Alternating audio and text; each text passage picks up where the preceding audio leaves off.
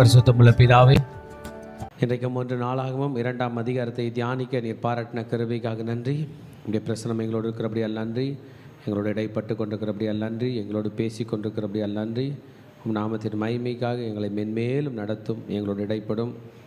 உம் நாமத்தை மையப்படுத்திக் கொள்ளும். எங்களோடு பேசி கொண்டிருக்கிற தேவன், இதை பார்த்து கொண்டிருக்கிற பிள்ளைகள் அனைவரோடு கூட நீர் பேசுவீராக. கர்த்தர் நீர் மகிமையான காரியங்கள் செய்யுங்க. இயேசுவின் நாமத்தில் ஜெபிக்கிறோம் நல்ல பிதாவே, ஆமென். நாம் அனைவரும் தயவுசெய்து உட்காருவோம்.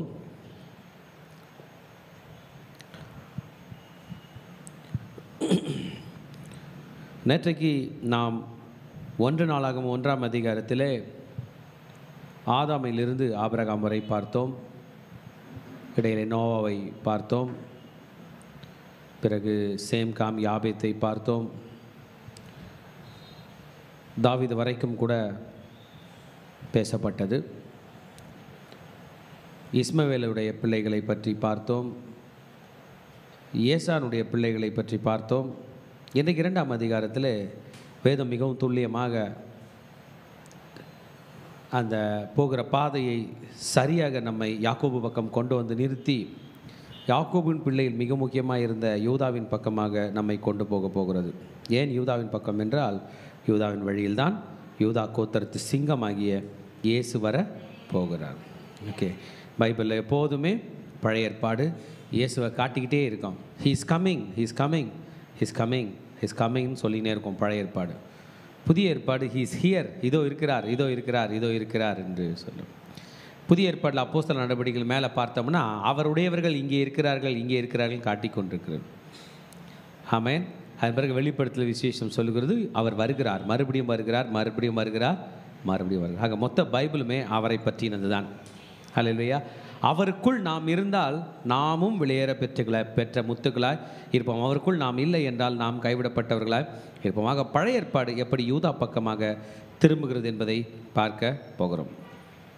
நம்முடைய தேவன் தலைமுறைகளின் தேவனாய் இருக்கிறார். தலைமுறையாக ராஜாவாக அபிஷேகம் பண்ணப்பட்டவர்னு ஜீசஸ்க்கு ஒரு பேர் இருக்கு இல்லை? நம்முடைய முன்னோர்கள் அவரை ராஜா என்றார்கள், நாம் அவரை ராஜான்றோம். நமக்கு பின்பதாக வருகிற நம் பிள்ளைகளும் அவரை என்ன தான் சொல்ல போகிறாங்க? ராஜா என்று சொல்ல போகிறாங்க. இந்த லீனியேஜ், இந்த டிசெண்டன்ஸ், இந்த தலைமுறைகள் அவருடைய வாக்குத்தத்தம் நிறைவேற்றுவதை காட்டுவதற்காக தான் இங்கே எழுதி வைக்கப்பட்டிருக்கிறது. ஆமென். 1ஆம் வசனத்திலிருந்து 8ஆம் வசனம் வரைக்கும் யூதாவின் பிள்ளைகளை பற்றி சொல்லப்பட்டிருக்கிறது. 9ஆம் வசனத்திலிருந்து 17ஆம் வசனம் வரைக்கும் தாவீதின் தலைமுறையை பற்றி எழுதப்பட்டிருக்கிறது. 18ஆம் வசனத்தில் 24ஆம் வசனம் வரைக்கும் எஸ்ரோனின் பிள்ளைகளை பற்றி சொல்லப்பட்டிருக்கிறது. 25-45 வரைக்கும் யாராமீலின் பிள்ளைகளை பற்றி சொல்லப்பட்டிருக்கிறது. 42-55 வரைக்கும் காலேபின் வம்சத்தை பற்றி சொல்லப்பட்டிருக்கிறது. யார் இவர்கள் எல்லாம்? தேவனால் முன் குறிக்கப்பட்டவர்கள்.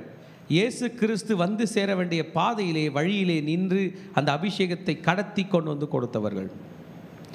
இந்த தலைமுறைகளை கர்த்தர் எழுதி வைத்தது நமக்கு ஞாபகம் இருப்பதற்காகவும், ஒருபோதும் நாம் தனியாக இந்த பூமியில் வந்து விடவில்லை. நமக்கு முன்பதாக இத்தனை தலைமுறைகள் வாழ்ந்திருக்கிறார்கள், வாழ்ந்து மரித்திருக்கிறார்கள். இன்றைக்கு நாம் வந்திருக்கிறோம், நமக்கும் அதே வாழ்க்கை தான். ஒரு வேளை அவருடைய வருகை தாமதிக்குமானால் நமக்கும் அந்த மரணம்தான். நாமும் நேரடியாக அவருக்கு பிரியமாக வாழ வேண்டும் என்பதை இது நமக்கு காட்டுகிறதாய் இருக்கிறது. ஆமென். 2ஆம் அதிகாரம் 13 இன்னொன்று கூட தோணுது. அந்த காலத்தில் லட்சக்கணக்கான ஜனங்க வாழ்ந்திருப்பாங்க, ஆனால் இவர்களை மட்டும் ஆண்டவர் என்ன பண்ணுறாரு? ரெக்கார்ட் பண்ணியிருப்பார். இல்லை, நகசோன் ஒரு பிரின்ஸ் பற்றி சொல்லப்பட்டிருக்குது. நகசோன் பிரபுவா யூதா. போவாஸ்க்கு முன்னாடி, தாவீதுக்கு முன்னாடி அவரை பிரபு என்று சொல்லுகிறது இந்த 2ஆம் அதிகாரம். ஏன் அந்த நகசோனை பற்றி பேசுகிறது என்றால், அந்த மனிதன் கர்த்தரால் தேர்வு செய்யப்பட்டிருக்கிறான். இன்றைக்கு உங்களையும் என்னையும் கர்த்தர் இந்த ஊழியத்துக்கு அழைத்தீங்க, நமக்கு பெயரிட்டிருக்கிறார், நம்மை வைத்திருக்கிறார் என்றால் நம்மை அவர் தேர்வு செய்திருக்கிறார். ஹல்லேலூயா. இது இயேசு கிறிஸ்துனுடைய தலைமுறை. ஆதாமிலிருந்து இயேசு கிறிஸ்துவை நோக்கி ஓடுகிற தலைமுறையில் வைத்திருக்கிறார். இதையும் மறந்துடாதீங்க. இயேசு கிறிஸ்து வந்துட்டு போயிட்டார்ல, அவர் திரும்பி வர போறார்ல, இதுக்கு நடுவில் நம்மளெல்லாம் தலைமுறைகளை ஃபிக்ஸ் பண்ணுகிறார். ஹல்லேலூயா.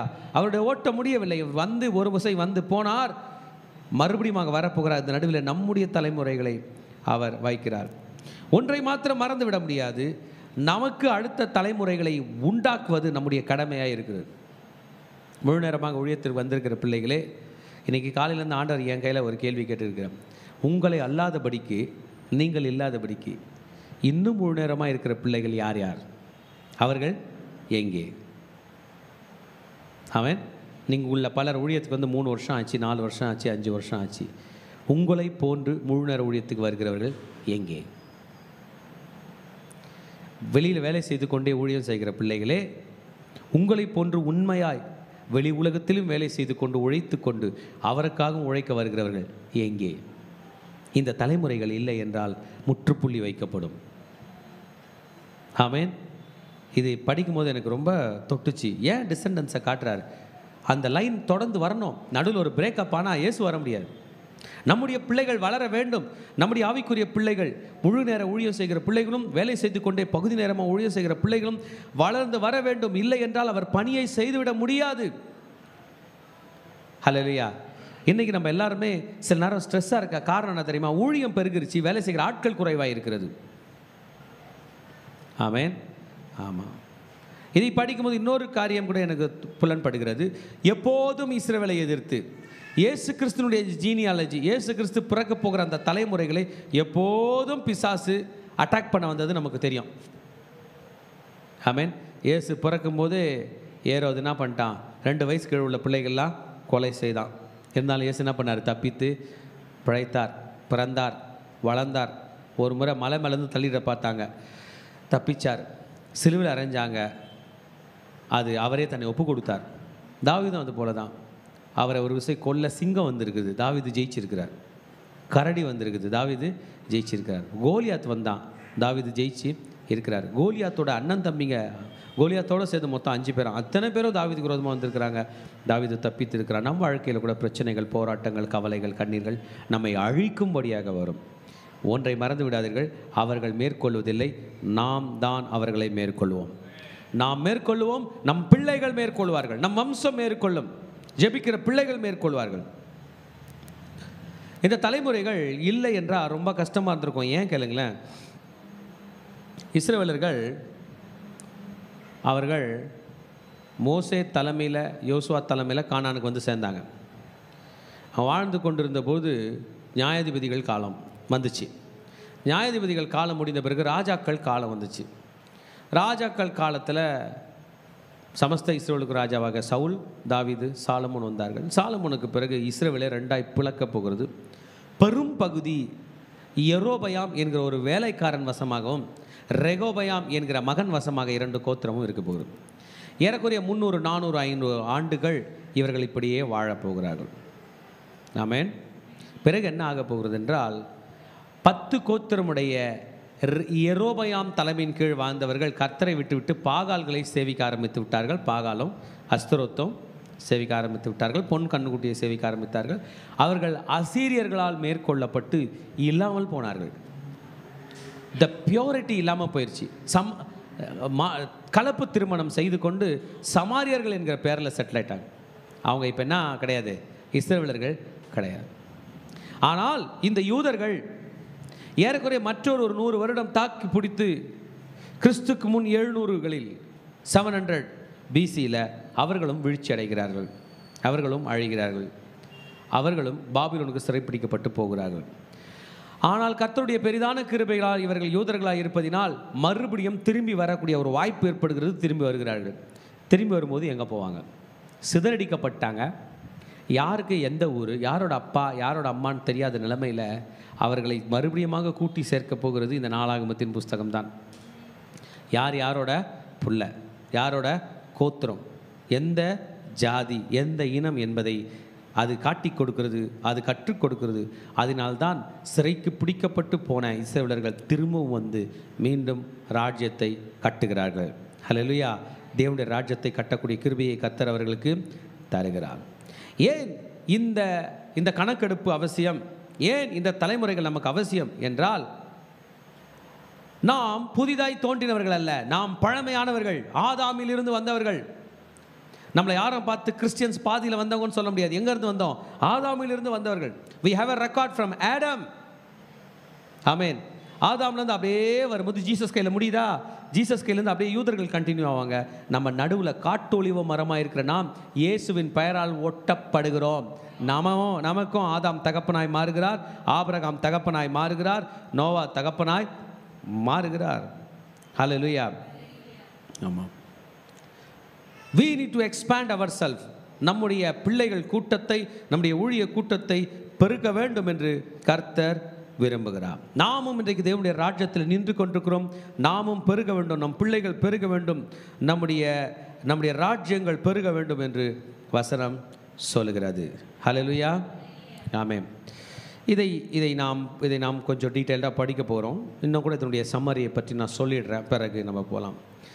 இது யாக்கோப் என்று சொல்லுகிற இஸ்ரவேலுடைய 12 குமாரர்களை பற்றி சொல்லப்பட்டிருக்கிற ஒரு அதிகாரமாக இருந்தாலும் இதில் யூதாவை பற்றி அதிகமாக சொல்லுகிறது. This is telling us about the family tree of Judah. தாவீது ராஜா வரைக்கும் இது சொல்லுகிறது. பிறகு இது இரண்டாவது பகுதியானது செகண்ட் ஹாஃப் ஹெஸ்ரோன் என்கிற மனிதனை பற்றியும் அவனுடைய ஃபேமிலி ட்ரீயை பற்றியும் சொல்லி காலேபிடம் வந்து முடிகிறது. யூதாவில் பெரிய பெரிய தலைவர்களுடைய பட்டியலில் நாம் படிப்போம் என்றால் நம்ம மெயினாக தெரிஞ்சிக்க வேண்டியது நகசோன் என்று சொல்கிற ஒரு பிரபு, பிறகு போவாஸ், பிறகு தாவீதினுடைய தகப்பனாகிய ஈசாய், பிறகு தாவீது பிறகு யாரும் ஞாபகம் வச்சுக்கலாம்? சாலமோன் ஞாபகம் வச்சுக்கலாம். ஆமேன். அந்த அந்த அந்த நகசோனுக்கெல்லாம் முன்பதாக காலேப் வருகிறார், அதுக்கு முன்பதாக எஸ்ரோன் வருகிறார். ஓகே, இவைகளை கர்த்தர் நமக்கு கற்றுக் கொடுக்கிறார். The genealogies in the Bible is very clear and it is genuine and we need to know it. தலைமுறைகள் நாம் பாதியிலே வந்தவர்கள் அல்ல, நாம் ஆதியிலிருந்து இருக்கிறவர்கள் என்பதை நமக்கு சொல்லுகிறது. தாவீது வரை வந்து, பிறகு இயேசு வரை வந்து, பிறகு அப்போஸ்தலர் வரை வந்து, வெளிப்படுத்தின விசேஷம் வரைக்கும் முடியவில்லை. அதன் பிறகும் புஸ்தகம் திறந்திருக்கிறது. அதை நம்மை பற்றி அவர் எழுதி நமக்கு காட்டப் போகிறார். ஹல்லேலூயா. நம்முடைய நடவடிக்கைகளை பற்றி அவர் எழுதப் போகிறார், சபையினுடைய நடவடிக்கைகளை பற்றி. தேவஜனமே, முதல் 2 வசனங்கள் அவர் ஆபிரகாமுடைய மகனாகிய ஈசாக்கியின் குமாரனாகிய யாக்கோபினுடைய பிள்ளைகளை பற்றி சொல்ல போகிறார். ரூபன், சிமியோன், லேவி. முதல் 2 வசனங்கள் யூதா, இசக்கர், ஜெபுலோன், தான், யோசேப்பு, பெஞ்சமின், நப்தலி, காத், ஆசேர். 12 பிள்ளைகள். 12 பிள்ளைகளும் கர்த்தரால் தேர்வு செய்யப்பட்டவர்கள். கர்த்தர் கொடுத்த வாக்குத்தத்தமானது ஆபிரகாம், ஈசாக்கு, யாக்கோப் என்பவர்களின் தேவன் என்று கர்த்தர் சொன்னது அருமையாக புலன்படுகிறது. அவர் ஆபிரகாம் இஸ்மவேலின் தேவன் என்று சொல்லாதபடிக்கு ஆபிரகாம் ஈசாக்கு என்று சொல்லிவிட்டார், யாக்கோப் என்று சொல்லிவிட்டார். ஆக ஆண்டவர் எந்த வழியில் தன்னை தானும் கூட நடக்கப் போகிறார் என்பது தெரிந்தாகிவிட்டது. ஆபிரகாமுக்கு பிறகு கர்த்தர் ஈசாக்கோடு வந்து விட்டார், ஈசாக்குக்கு பிறகு கர்த்தர் யாக்கோபோடு வந்து விட்டார், யாக்கோபுக்கு பிறகு அவர் 12 கோத்திரத்தோடும் வந்தார். 12 பேரும் அவரை விட்டு போன பிறகு யூதாவோடு அவர் நடக்க ஆரம்பித்து விட்டார் என்பதை தான் நாம் படிக்கிறோம். இந்த யோசேப்பு யாக்கோபினுடைய மகனாக இருந்தாலும் யோசேப்பை பார்த்து அவன் தகப்பன் சொன்னார், யோசேப்பே, உன் மகன்களை எனக்கு மகன்களாக கொடுத்து விடு.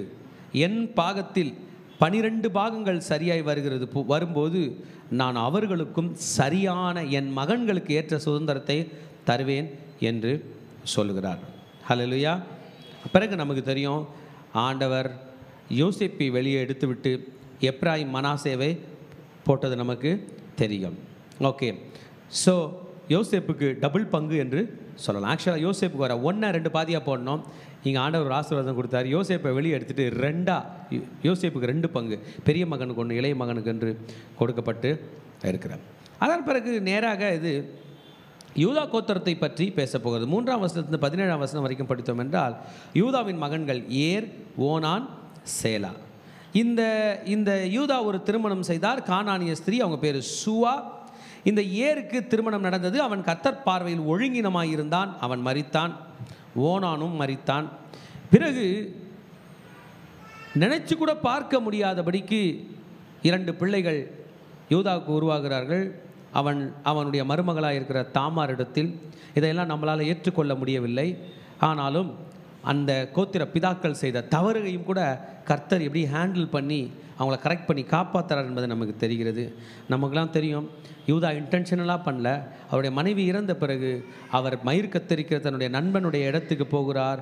அங்கே ஒரு வேசி ஸ்திரீ என்று நினைத்து ஒருவரிடத்தில் அவர் போகிறார். அவர் வேற யாரும் இல்லை, அவங்க மருமகத்தான் அவருக்கு வச்ச ட்ராப்புன்னு தெரிய வருது. அதிலே அவள் கர்ப்பவதியாகி 2 பிள்ளைகளை பெறுகிறாள். ஒருவன் பெயர் பேரேஸ், இன்னொருவன் பெயர் சேரா. ஆக யூதாவுக்கு 5 பிள்ளைகள், அதில் 2 பேர் மரிக்கிறாங்க, 3 பேர் வாழறாங்க. இந்த சேராவுக்கு ஜிம்ரி, ஏத்தான், ஹேமான், கல்கோல், தாரா என்ற 5 பிள்ளைகள் இருக்கிறார்கள். ஆமேன். ஆமாம். அந்த அந்த அந்த பிறகு கர்மி என்று சொல்லுகிறவனை பற்றி சொல்லப்பட்டிருக்கிறது. அவன் ஆண்டவருடைய பார்வையில் பிரியமில்லாததை செய்தான், கர்த்தருக்கு முன்பதாக சாபத்தீடான காரியத்தை செய்தான் என்று சொல்லப்பட்டிருக்கு. பிறகு எஸ்ரோனுடைய மகன்களை பற்றி சொல்லுகிறது. யாராமீல் பற்றியும் ராம் பற்றியும் செலுபாய் பற்றியும் பேசுகிறது. ராம் அமினதாபை பெற்றான், அமினதான் நகசோனை பெற்றான். இந்த நகசோன் என்ற வார்த்தை நம்ம அண்டர்லைன் பண்ணி வச்சுக்கணும். அவன் யூதாவில் உள்ள பிரபுக்களில் ஒருவன். ஆமேன். நகசோன் சல்மாவை பெற்றான், சல்மா போவாஸை பெற்றான், போவாஸ் ஓபேத்தை பெற்றான், ஓபேத் ஈசாயை பெற்றான், ஈசாய் எலியாபை பெறுகிறான், அபினதாபை பெறுகிறான், சிமேயை பெறுகிறான், நதானியலை பெறுகிறான், ராதாயை பெறுகிறான், ஓசேமை பெறுகிறான், தாவிதை பெறுகிறான். இந்த ஈசாய்க்கு 2 குமாரத்திகள் இருக்கிறார்கள். ஒருவள் பெயர் ஜருயா, மற்றவர் பெயர் அபிகாயில். மறந்து விடக்கூடாது. ஜருயாவோட 3 பசங்க யாருங்க? அபிஷாய், யோவாப், ஆசகேல். ஆமேன். யோவாப் தாவீதுனுடைய படைத்தளபதி. ஆக தாவீதோட அக்கா பசங்க 3 பேர். தாவீதோட அக்கா பேர் என்ன பேருங்க? ஜருயா. ஜருயாவுக்கு 3 பசங்க, அபிஷா, யோவாப், ஆசகேல். இந்த 3 பேரும் தாய் மாமன் கூட நின்று யுத்தம் போட்டது நமக்கு தெரியும். தாவீதினுடைய அவ்வளோ பெரிய சேனை பெருகுவதற்கும் இத்தனை பெரிய சாம்ராஜ்யத்தின் தலைவனாய் தாவீது இருப்பதற்கு முக்கிய பங்கு யோவாப் வகிக்கிறார், நமக்கு தெரியும். ஆசகேல் சவுலுடைய படைத்தலைவனாய் இருக்கிற அப்னேரினால் கொலை செய்யப்படுகிறான், அதுவும் நமக்கு தெரியும். தாவீதுக்கு இன்னொரு சிஸ்டர் இருந்தாங்க, அவங்க பேர் அபிகாயில், அவங்க மகன் பேர் அமாசா. அந்த அமாசாவையும் யோவாப் கொன்று விடுகிறான், இது நமக்கு தெரியும். ஓகே, இதெல்லாம் நாம் படித்திருக்கிறோம். ஆக யூதா வழியில் வந்து தாவீது வரைக்கும் நம்மை கொண்டு வருகிறார். இந்த தாவீது வரைக்கும் வரும்பொழுது பல பிரச்சனைகள், பல குழப்பங்கள். யூதாவே ஸ்டார்டிங் ட்ரபுள். அந்த ஸ்டார்டிங் ட்ரபுளெல்லாம் ஆண்டவர் கிளியர் பண்ணி வருகிறார். யூதா வருவதற்குள் அந்த ஆகான் என்று சொல்கிறவன் செய்கிற தவறு, அதிலும் காப்பாற்றுகிறார் யூதா கோத்திரத்தை. பிறகு ஈசாய் வழியில் வரும்போது அங்கேயும் பல பிரச்சனைகள், எல்லாவற்றையும் காப்பாற்றி ஒரு வழியாக கர்த்தர் தாவீதை கொண்டு வந்து நிலைநிறுத்துகிறார். Problem problem problem problem. இந்த இந்த இந்த டிசெண்டன்ஸை பற்றி படிக்கும்போது நிறைய ப்ராப்ளம் தெரியுது. ஏன் அவங்கள பார்க்குறீங்க? நம்மளை பார்க்கும்போது நம்ம லைஃப்லேயும் நிறைய problem problem problem problem problem ப்ராப்ளத்தோடு இருக்கிற மனிதர்களை கூட நிலைநிறுத்த இந்த கர்த்தரால் முடியும் என்பதை காட்டும்படியாகத்தான் இந்த தலைமுறைகளை பற்றி எழுதப்பட்டிருக்கிறது. ஹல்லேலூயா, ஆமென். எத்தனை பிரச்சனைகள் மத்தியில் இருந்தாலும் கர்த்தரை உறுதியாய் பிடித்து கொண்டால் அத்தனை பிரச்சனைகளையும் தாண்டி வாழக்கூடிய கிருபையை கர்த்தர் தருவார் என்பதை இது நமக்கு புலப்படுத்துகிறது, கற்று கொடுக்கிறது. 8ஆம் வசனத்து 24ஆம் வசனம் வரைக்கும் நாம் படித்தோம் என்றால் மற்ற டிசெண்டன்ஸ், யூதாவில் உள்ள மற்ற பிள்ளைகளை பற்றி சொல்லப்படுது. அது மிக முக்கியமானவர் எஸ்ரோன். எஸ்ரோன் என்று சொல்கிற யூதானுடைய பேரனாயிருக்கிறார். இந்த எஸ்ரோனுடைய மகன்தான் காலேபு என்று சொல்லப்படுகிறது. இந்த காலேபுக்கு அசுபா என்று ஒரு மனைவி இருக்கிறதாக சொல்லப்பட்டிருக்கிறது. 18ஆம் வசனத்தை நாம் படிக்க கேட்போம். 1 நாளாகும் 2:18. எஸ்ரோனின் குமாரன் காலேப் எரியோத் என்னப்பட்ட தன் பெண்ஜாதியாகிய அசுபாலாலே பெற்ற குமாரன் ஏசேர், சோபாப், அர்தோன் என்பவர்கள். அசுபால் சென்று போன பின் காலேப் எப்ராத்தை விவாகம் பண்ணினான். இவள் அவனுக்கு ஊரை பெற்றான். ஊரியை பெற்றான். ஊரி பெசலேலை பெற்றான். பிற்பாடு எஸ்ரோன் 60 வயதான போது கீலேயாத்தின் தகப்பனாகிய மாகீரின் குமாரத்தியை விவாகம் பண்ணி அவளிடத்தில் பிரவேசித்தான். இவள் அவனுக்கு செகூபை பெற்றான். செகூப் யாவீரை பெற்றான். இவனுக்கு கீலேயாத் தேசத்தில் 23 ஊர்கள் இருந்தது. கேசூரையும் ஆராமையும் யாவீரின் கிராமங்களையும் கேனாத்தில் உள்ள கிராமங்களாகிய 60 ஊர்களையும் அவர்கள் கையிலே வாங்கினார்கள். இவர்கள் எல்லாரும் கீலேயாத்தின் தகப்பனாகிய மாகீரின் குமாரர். 24ஆம் வசனத்தை படிச்சோம்னா காலேபுடைய டிசெண்டன்ஸ் இன்னும் கண்டினியூ ஆகுது. காலேபின் ஊரான எப்ராத்தாவில் எஸ்ரோன் இறந்து போன பின் எஸ்ரோரின் பெண்ஜாதியாகிய அபியால் அவனுக்கு தெக்கோவாவின் தகப்பனாகிய அசூரை பெற்றாள். எஸ்ரோனுக்கு முதற் பிறந்த எர்மியாலின் குமாரர் ராம் என்னும் மூத்தவனும் பூனா, ஓரேன், ஓத்சேம், அகியா என்பவர்களுமே. அத்தாரால் என்னும் பேருள்ள வேறொரு மனைவியும் எர்மியேலுக்கு இருந்தால் இவள் ஓனாமின் தாய். எர்மேலுக்கு முதற் பிறந்த ராமின் குமாரர் மாஸ், யாமின், எக்கேர் என்பவர்கள். ஓனாமின் குமாரர் சம்மாய், யாதா என்பவர்கள். சம்மாயின் குமாரர் தாதாப், அபிசூர் என்பவர்கள். சரிங்க, இது 24ஆம் வசனம் வரைக்கும் படிக்கும்போது காலேபோட லீனியாஜியை ட்ரேஸ் அவுட் பண்ணுகிறது. காலேப் வழியில் எப்படி யூதா பெருகுகிறது. யூதா ஹேஸ் டு எக்ஸ்டெண்ட், யூதா ஹேஸ் டு மல்டிப்ளை. லட்சக்கணக்கான மக்களாய் மாற வேண்டும், கோடிக்கணக்கான மக்களாய் மாற வேண்டும். நீங்கள் பலுகி பெருகி பூமியை நிரப்புங்கள் என்று கர்த்தர் சொன்னது பரிசுத்தமான சந்ததியை தான். பரிசுத்தமுள்ள பிள்ளைகள் என்ன பண்ண வேண்டும்? பெருக வேண்டும். இதற்காக தான் கர்த்தர் யூதாவை பெருகும்படி செய்கிறார். அவர்களுக்கு குழப்பங்கள், பிரச்சனைகள் இருந்த போதிலும் அந்த குடும்பங்களை கர்த்தர் வளர்த்து காட்டுவது நமக்கு நன்றாய் தெரிகிறது. பாபிலோனுக்கு சிறைப்பட்டும் போன காலத்திலும் கூட பாபிலோனத்திலும் பலுகி பெறுகிறார்கள், திரும்பவும் வந்தும் பலுகி பெறுகிறார்கள். இன்றைக்கும் நம் இஸ்ரவேல் நாட்டை பார்க்கிறோம். அநேக மக்கள், லட்சக்கணக்கான மக்கள் மரித்தாலும் கூட அந்த இஸ்ரவேல் என்கிற நாட்டிலே யூதர்கள் இன்னும் வளர்ந்து கொண்டிருக்கிறார்கள் என்றால் இந்த கர்த்தருடைய கிருபை அவர்களோடு கூட இருக்கிறது. யூதாவுக்கு வேறொரு பேரன் இருந்தான். அவன் பெயர் யாரிமீல் என்று சொல்லப்பட்டிருக்கிறது. யூதானுடைய கிரேட் கிராண்ட்சன், கொள்ளு பேரன் விட எள்ளு பேரன் என்று சொல்லலாம். அவன் வழியாகவும் யூதா பெறுகிறதை நம்மால் 25ஆம் வசனத்திலிருந்து 41ஆம் வசனம் வரைக்கும் சொல்லப்பட்டிருக்கிறது. எஸ்ரோன், ராம், பூனா, ஓரேன், ஓசேம், அஹியா. அந்த யாராமீலுக்கு இன்னொரு மனைவி இருந்தால் அவள் பேர் அத்தாரா. அவள் ஓனாமுக்கு தாயாய் இருந்தால். பிறகு ராமுடைய பிள்ளைகளை பற்றி சொல்லப்பட்டிருக்கிறது, ஓனாமுடைய பிள்ளைகளை பற்றி சொல்லப்பட்டிருக்கிறது. அப்படியே பிள்ளைகள் என்று சொல்லி இந்த யாராமீனாலும் இந்த யூதா வளர்கிறதை நம்மால் பார்க்க முடிகிறது. ஹல்லேலூயா. ரட்சிக்கப்பட்ட ஜனமே, உனக்கு ஒப்பானவன் யார்? நீ வளர்ந்து கர்த்தருக்காக கனி கொடுக்க போகிறாய். உன்னை பெரும் கூட்டமாய், திரள் கூட்டமாய், பெரும் தலைமுறையாய் கர்த்தர் மாற்ற வல்லவராய் இருக்கிறார். ஹல்லேலூயா. இன்னமும் விடாதபடிக்கு காலேபனுடைய கிரேட் கிராண்ட்சன், காலேபனுடைய எள்ளு பேரன், கொள்ளு பேரன் வழியில் உள்ள வம்சங்களை பற்றியும் சொல்லப்பட்டிருக்கிறது. 42ஆம் வசனத்திலிருந்து 55ஆம் வசனம் வரைக்கும் படித்தோம் என்றால் இந்த யாரேமில் வழியில் மேசா வருகிறான். பிறகு ஜீப், பிறகு மாரேஷ், ஹெப்ரோன், பிறகு கோரா, தப்புவா, ரெக்கேம், செம்மா, பிறகு யோர்காம், பிறகு சம்மாய் வழியில மாவோன் வழியில பெத்சூர், ஏப்பா. காலேபனுடைய வேலைக்காரி அவனுக்கு ஆராம், மோசா, காசேஸ் என்று அநேக பிள்ளைகள். கிரியாத் யாரீமை பற்றி சொல்லப்பட்டிருக்கிறது. ஹல்லேலூயா. எத்தனை பேர்கள் அவர் இருந்திருக்கிறார்கள், எத்தனை ஊர்கள் அவர்களுக்கு இருந்தது என்று சொல்லப்பட்டிருக்கிறது. கேனியரை பற்றி சொல்லப்பட்டிருக்கிறது. இந்த காலேபனுடைய மகளாகிய அஸ்காலை பற்றி சொல்லப்பட்டிருக்கிறது. அவருடைய திருமணத்தை பற்றி சொல்லப்பட்டிருக்கிறது. யெப்புன்னேயின் குமாரனாகிய இந்த காலேபின் அவன் எவ்வளவு உண்மை உள்ளவன். he was my faithful servant, faithful spy என்று ஆண்டவர் சொல்லுகிறது போல இந்த ராஜ்யம் பெருகுவதற்கு இத்தனை பேர் தேவைப்பட்டு இருக்கிறது. ஹல்லேலூயா. ஆமாம். இந்த இடத்துல நாம் படிப்பது கேனியர்களையும் உள்ள அடக்குகிறார், புறஜாதி ஜனங்களையும் கர்த்தர் உள்ளே கொண்டு வருகிறார். ஆதியாகமம் 15:19 படி கேனியர்கள் யார் என்று நமக்கு சொல்லப்பட்டிருக்கிறது. ஆக இந்த கேனியர்களும் உள்ளே வந்து யூதாவுக்கு உதவியாக இருக்கிறார்கள். செய்தியை கேட்டுக்கொண்டிருக்கிற தேவ ஜனமே, God is a God of generation. அவர் தலைமுறைகளின் தேவன். தலைமுறைகள் ஆண்டவருக்கு மிகவும் பிடிக்கும். ஆண்டவருடைய திட்டம் என்ன? அவர் தலைமுறையாய் அரசாளுகிறார். ஹல்லேலூயா. தலைமுறை தோறும் அவர் ராஜாவாய் இருக்கிறார். தாவீது போன்ற அரசர்களை எழுப்புகிறார். எத்தனை குழப்பங்கள் வந்தாலும் அவர் ஆளுகை செய்கிறார்.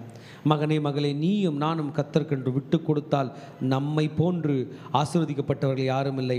நம்மையும் அவர் நடத்த வல்லவராய் இருக்கிறார். இஸ்ரவேலை ஆண்ட சவுல் கிமு 1055 அவன் மரித்ததாக சொல்லப்பட்டிருக்கிறது. பிறகு 40 ஆண்டுகள் தாவீது ஆளுகை செய்கிறார்.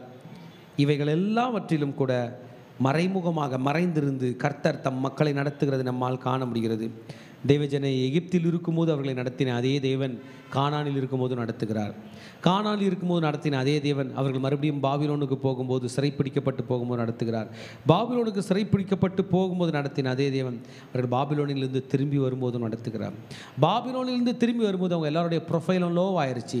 ராஜாக்களாய் போனவர்கள் யோசேப்பை போன்று அவர்கள் தச்சர்களாய் தச்சு வேலை செய்கிற அளவுக்கு இறங்குகிற நிலை வந்தாலும் நம்முடைய தாழ்மையில் நம்மை நினைத்தவரை துதியுங்கள் என்று வசனம் சொல்கிறது போல தாழ்மையின் மத்தியிலும் தம் மக்களை ஆண்டவர் நடத்துகிறதை நம்மை பார்க்க முடிகிறது. 1 நாளாகமம் 2ஆம் அதிகாரம் 1ஆம் அதிகாரத்தினுடைய கண்டினியூவேஷன் தான். ஆனால் எல்லாவற்றையும் பேசி கொண்டு வந்திருந்த தேவன் தம் ஜனத்தை பற்றி பேசுகிறார், இஸ்ரவேலர்களை பற்றி பேசுகிறார், யூதர்களை பற்றி பேசுகிறார். தேவஜனமே, உலகத்தில் அநேக ஜாதிகள் இருக்கலாம், பணக்காரர்கள் இருக்கலாம், செல்வ செழிப்புள்ளவர்கள் இருக்கலாம். அவரை நம்பி அவர் பாதத்தில் அமர்ந்திருக்கிற உங்களையும் என்னையும் தான் அவர் தேடி வந்திருக்கிறார். அவர் ஏழைகளின் தேவன், அவர் அனாதைகளின் தேவன், கைவிடப்பட்டவர்களின் தேவன், தம்மை நோக்கி கூப்பிடுகிறவர்களுக்கு சமீபமாக இருக்கிற தேவன். ஏதோ நம் அருகினிலே. அவருடைய திட்டம் என்ன? பக்தி உள்ள சந்ததியை உருவாக்க வேண்டும், அநேகரை கர்த்தரிடம் கூட்டி கொண்டு வர வேண்டும். யூதா, நீ பெருக வேண்டும், இஸ்ரவேலே நீ பெருக வேண்டும். இஸ்ரவேல் என்னும் ஜனமே, உனக்கு ஒப்பானவன் யார்? கர்த்தர் உன் தேவனாய் இருக்கிறார். யாக்கோப் என்னும் சிறு பூச்சியே என்று சொன்னார், இஸ்ரவேல் என் ஜனமே என்று சொன்னார். இத்தனை பாடுகள் மத்தியிலும் இந்த யூதா வளர்ந்து வர வேண்டும். இத்தனை உபத்திரவங்கள் மத்தியிலும் இந்த இஸ்ரவேல் வளர்ந்து வர வேண்டும்.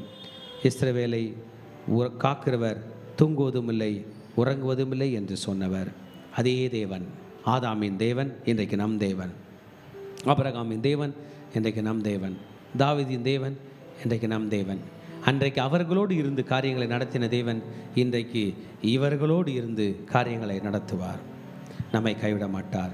கர்த்தருடைய சந்நிதியிலே சரணடைந்து, ஆண்டவரே, நான் உம்முடைய ராஜ்யத்திலே நானும் பலுகுவேன், பெருகுவேன், உம் ராஜ்யத்தை கட்டுவேன் என்று அர்ப்பணிப்போம். கர்த்தர் நம்மை ஆசீர்வதித்து நடத்துவாராக. ஷாலோம்.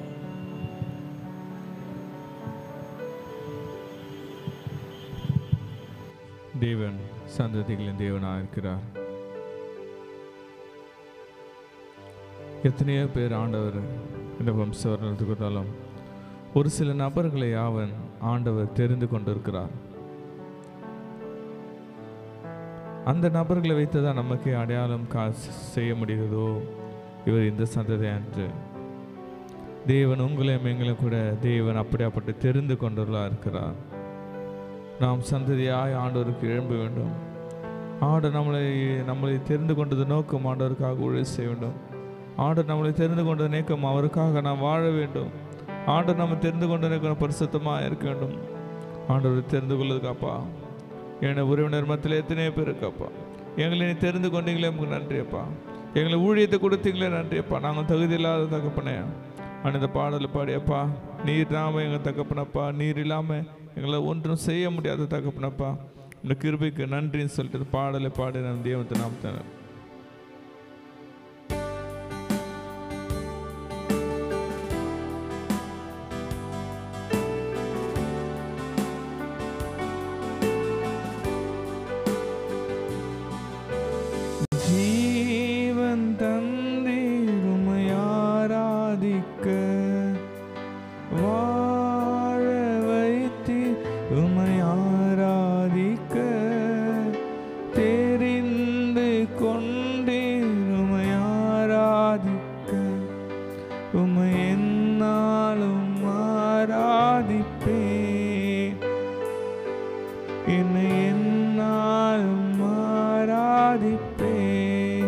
சொல்லமாப்பா. தெரிந்து கொண்டீர் உம்மை ஆராதிக்க, வாழ வைத்தீர், வாழ வைத்தீர் உம்மை ஆராதிக்க. தெரிந்து கொண்டீர் உம்மை ஆராதிக்க, உம்மை என்னாலும் ஆராதிப்பேன், உம்மை என்னாலும் ஆராதிப்பேன். ஆராதனை ஆராதனை ஆராதனை ஓ நித்தியமானவரே. ஆராதனை ஆராதனை ஆராதனை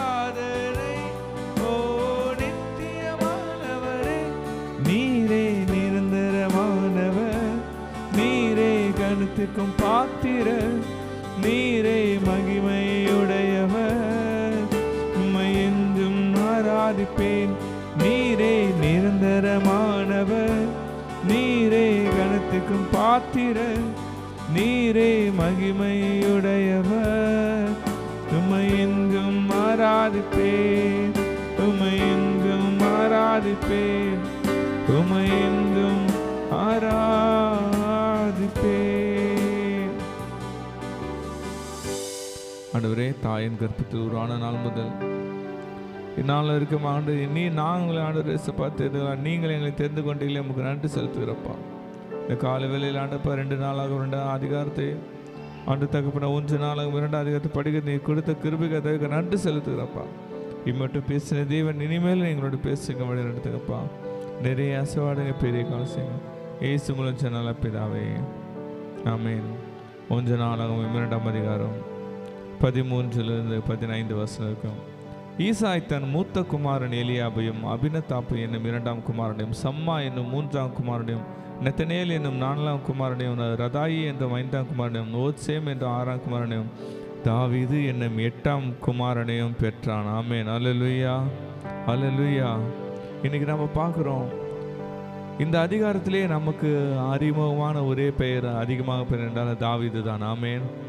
ஏனென்றால் தாவீது எத்தனையோ பேர், எத்தனையோ சந்ததிகள் இருந்தாலும் தேவன் தாவீதை விசேஷமாக தெரிந்து கொண்டார். ஆமேன்.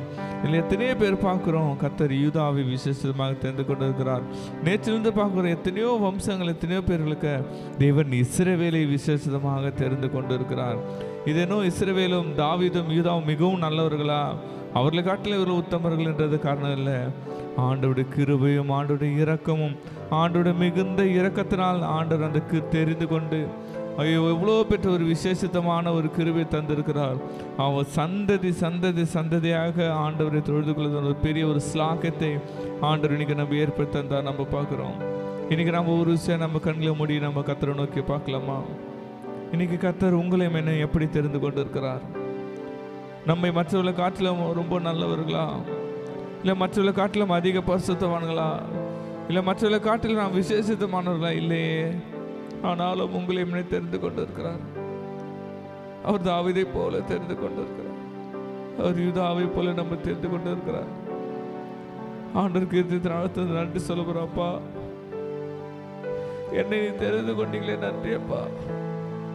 நான் தகுதி இல்லப்பா, எங்க சந்ததியில் அப்பா என்னை நீ ஆசீர்வதிக்க முடியாது, என்னை தெரிந்து கொண்டீங்களப்பா. எங்க சங்கத்தில் எங்கள் ஊழியம் செய்ய முடியாத ஆண்டவரப்பா எங்களை தெரிந்து கொண்டீங்களப்பா. நம்ம நன்றி ஆண்டவரே. என் நிமித்தம் என் சந்ததி ஆசீர்வதிக்கப்படனப்பா, என் நிமித்தம் என்னோட உறவினர்கள் ஆசீர்வதிக்கப்படனப்பா, ரட்சிக்கப்படனப்பா. அப்பா என் நிமித்தம் என்னுடைய நண்பர்கள் ரட்சிக்கப்படனப்பா. ஆண்டவரே, நீர் எங்களை எந்த நோக்கம் தெரிந்து கொண்டு அந்த நோக்கத்தை நிறைவேற்றினப்பா.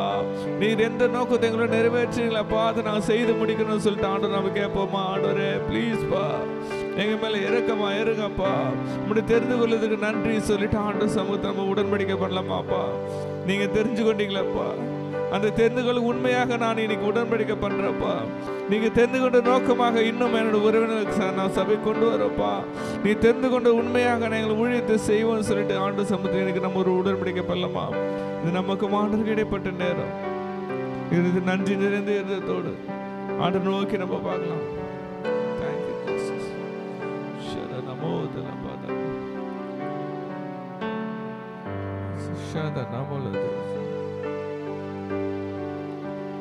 கிருபை தந்தி உம்மை ஆராதிக்க, பேலனை தந்தி உம்மை ஆராதிக்க, ஊழியம் தந்தி உம்மை ஆராதிக்க, உம்மை என்னாலும் ஆராதிப்பே,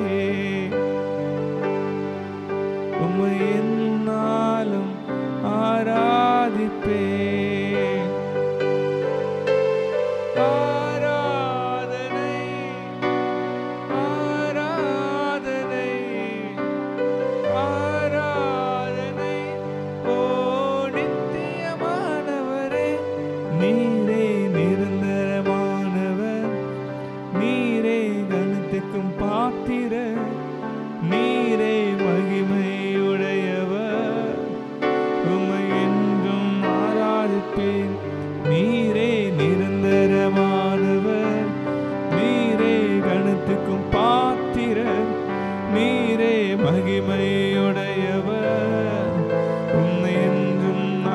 ஆராதிப்பேன், உம்மை என்றும் ஆராதிப்பேன், உம்மை என்றும் ஆராதிப்பேன். ஆமாண்டவரே அப்பா, தெரிந்து கொள்வதற்கு நன்றி அப்பா. எங்களை அழைத்தீங்களே உமக்கு நன்றி அப்பா. எங்க சந்ததியை தெரிஞ்சு கொண்டீங்களே நன்றி அப்பா. எனக்கு பின்வரும் சந்ததிகள் அது உண்மையே துதிக்கணும்ப்பா. எனக்கு பின்வரும் சந்ததிகள் அப்பா, நீர் எங்களை வழி நடத்திட்டீங்க அப்பா. எனக்கு வர பின்வரும் சந்ததிகளும் ஆண்டவரே இயேசுவை உம்மை போற்ற வேண்டும் தகப்பனே. அவர்களும் ஊழியம் செய்யணும்ப்பா, அவர்களும் ஊழியம் செய்யணும்ப்பா. நான் மட்டும் ஊழியம் செய்த போதாது தகப்பனேப்பா. என் சந்ததி ஊழியம் செய்யணும் தகப்பனே. நான் மட்டும் உத்தமனா இருந்த போதாது தகப்பனேப்பா. என் சந்ததிகளும் இயேசு நாமத்தால் உமக்காக வாழணும்ப்பா. என்னுடைய சந்ததிகள் உமக்கென்று எழுமணும்ப்பா. ஆண்டவரே இந்த காலவேளை நீர் எங்களோட பண்ணி உடன்படிக்கை, எங்கள் சந்ததியோட உடன்படிக்கை நீர் பண்ணுங்க அப்பா. எங்களோட சந்ததியோட உடன்படிக்கை நீர் பண்ணுங்க அப்பா. உன்னுடைய அழைப்புக்கு நன்றி, உன்னுடைய தேர்ந்தவர்களுக்கு நன்றி நன்றி நன்றி நன்றி நன்றி. உமக்கு நன்றி நாங்கள் செலுத்துகிறோம்ப்பா. ஆமாம் மகா இருக்கும் கிருபை நிறைந்த தகப்பனப்பா. இன்று ஆண்டவரே தகப்பன ஒரு நாங்களை தயவாய் கேட்டுக்கொள்ளதப்பா. எங்க சந்ததி மேலே இரக்கமா இருங்கப்பா. எங்க சந்ததிகளை நானும் என் வீட்டாரும் என்றால் கர்த்தரை சேவிப்பது போலப்பா, நாங்களும் எங்கள் வீட்டாரும் என்றால் உண்மை நாங்கள் சேவிக்கணும்ப்பா. அதுக்கு நீ இந்த வருஷத்துல வழிவாசல் உண்டு இருக்க நன்றி இருப்பா. நாங்கள் என் வீட்டாரும் உமக்காக ஊழியம் செய்யணும்ப்பா. நாங்கள் எங்கள் வீட்டாரும் உமக்காக நான் உழைக்கணும்ப்பா. நாங்களும் எங்கள் வீட்டாரும் உமக்காக ஓடணும் தகப்பனப்பா. அப்படியாப்பட்ட ஒரு ஸ்லாக்கியம், அப்படியாப்பட்ட கிருபை தகப்பனே நாங்கள் ஒவ்வொருக்கும் தாவீது கல்ல அந்த நிச்சயமான கிருபைகளை நீர் எங்கள் ஒவ்வொருக்கும் நீ தரப்பருக்க நன்றி செலுத்துகிறப்பா. உமக்கே இந்த காலையில் நன்றி செலுத்துகிறப்பா. உமக்கே உண்மையை உயர்த்துகிறோம் தகப்பனே. எங்களை சேர்த்து தாழ்த்துகிறோம், உண்மையே உயர்த்துகிறோம். சகல துதி கன மகிமை எல்லாம் உமக்கு செலுத்துகிறோம். இயேசுக்கு சொன்ன நல்ல பிதாவே, ஆமேன் ஆமேன் ஆமேன். இன்று பண்ணின உடன்படிக்கை நாம் இன்னைக்கு நம்ம ஃபுல்லாக வந்து நினைவு கொள்வோம். நம்முடைய சந்ததிகளை நமக்கு கர்த்தரிடத்தில் குழித்து கொண்டு வரும். நம்மளை பின்வரி ஜனங்களை ஆண்டவருக்கு என்று வாழ நாம் அர்ப்பணிப்போம். நம்ம தான் ஆண்டவருக்காக எழும்புவோம். ஆமேன். ஷாலோம் ஷாலோம் ஷாலோம்.